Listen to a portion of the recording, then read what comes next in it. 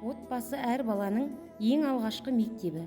Әже мен ана отбасының жүрегі, мейірім мен жылулықтың бастауы. Менің атым Жасмин. Бұл менің анам Жанна. Әжем Жазира. Жеткіншегіміз, бауырсағымыз қазақ халқының дәстүрлі тағамдарының бірі болып есептеледі. Бұл тағамды ең бірінші тойларда, мерекелерде, үйімізге қонақ келгенде, сый ретінде дайындалады. Қазақтың ұлттық тағамы бауырсақ. Бауырсақтың құрамына ұн кіреді, су, ашытқы, тұз, сосын қант. Осының барлығын қосып, қолымызбен илейміз.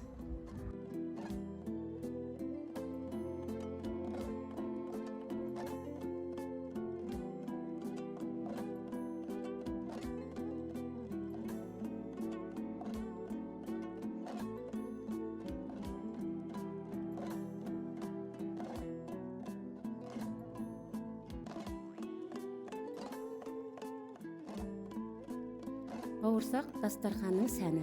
Әртүрлі мерекелер мен тойларда, ұлттық мейрамдарда міндетті түрде қойылатын тағам.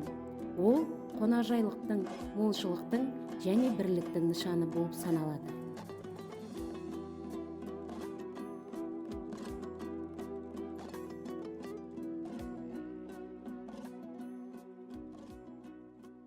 Қазақтың дастарханы мейірім, бірліктің нышаны балам.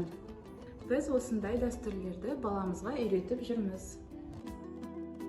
Мен де өскенде анам ұқсап бауырсақ пісіремін.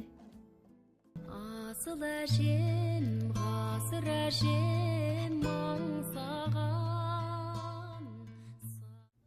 Әже мен ананың қолынан шыққан әр бұйым баланың естелігі мен тәрбиесі. Әке болып жүргенімде Анашым, мен сізді жақсы көремін. Әжетайым, сізді жақсы көрем.